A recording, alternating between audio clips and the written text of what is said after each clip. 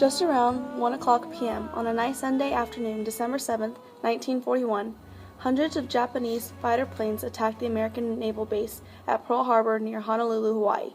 The attack lasted just around 2 hours, but it was devastating. The Japanese managed to destroy 8 enormous battleships and almost 200 airplanes. More than 2,000 American soldiers and sailors died in this attack, and 1,000 others were wounded.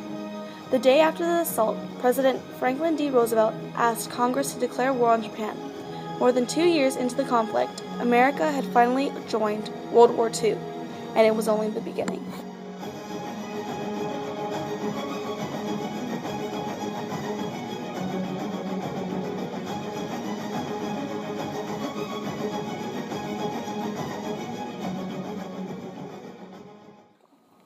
The strike on Pearl Harbor was definitely surprising, but it was inevitable. The United States wasn't happy with how Japan began to treat China. The Japanese government believed that the only way to solve its economic and demographic problems was to expand its territory into neighboring territory and take charge.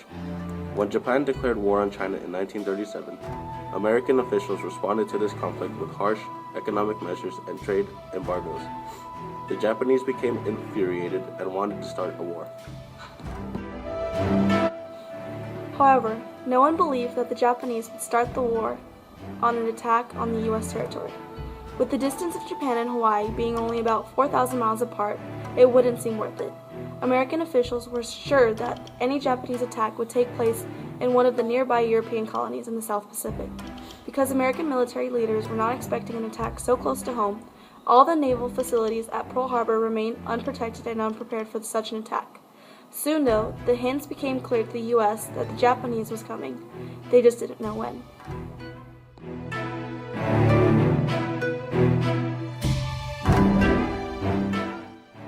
The Japanese plan was simple: destroy the Pacific Fleet. That way, the Americans would not be able to fight back as Japan's armed forces spread across the South Pacific. On December 7th, after months of planning and practice, the Japanese launched their attack.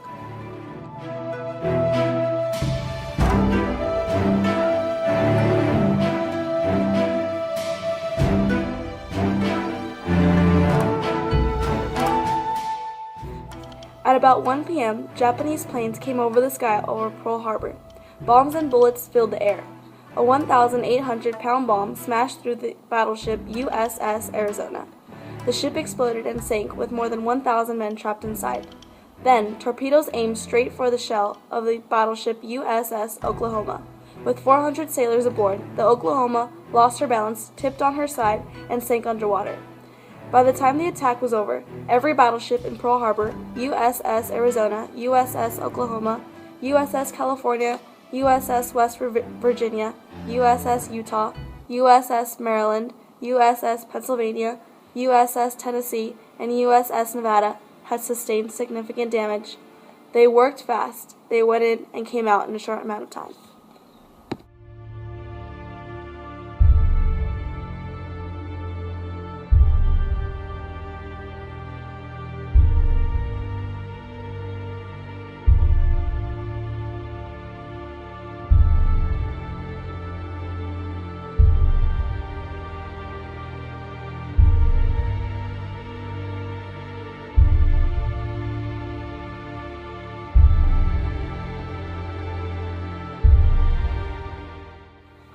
But unfortunately for the Japanese, they failed to cripple the Pacific Fleet and execute their main plan. By that time, battleships weren't the most important naval resource. Aircraft carriers were. And as it happened, all of the Pacific Fleet's carriers were away from the base on December 7th. Moreover, the Pearl Harbor assault had left the base's most vital onshore facilities, oil shortage depots, repair shops, shipyards, and submarine docks intact. As a result, the U.S. Navy was able to rebound relatively quickly from the attack. Yesterday, President Roosevelt said on December 8th, the United States of America was suddenly and deliberately attacked. He went on to say, no matter how long it may take us to overcome this immediate invasion, the American people in their righteous might will win to absolute victory. I believe I interpret the will of the Congress and of the people when I assert that we will not only defend ourselves to the uttermost, but will make very certain that this form of treachery shall never endanger us again. After the Pearl Harbor attack, and for the first time after years of discussion and debate, the American people were united in their determination to go to war. The Japanese had wanted to provoke the United States into an agreement to lift the economic sanctions against them. Instead, they had pushed their adversary into a global conflict that ultimately resulted in Japan's first occupation by a foreign power.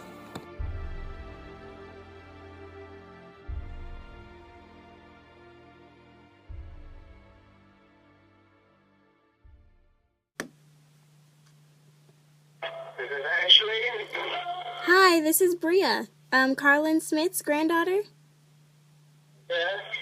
Hi, Mr. Ashley. I was wondering if I could ask you a few questions about your time in the World War II. My memory isn't too good, but I can tell you a little bit about it. Okay, cool. Do you remember what battles you served in? If I The battles that you served in? didn't serve in any of the battles. My group, I was called for a service group. Okay. And was in 1941 when the Japanese bombed Pearl Harbor. Then the United States thought, and they were making arrangements to come through the Aleutian Islands. You have to have a map almost to see that. That's on the coast of Canada. Mm-hmm.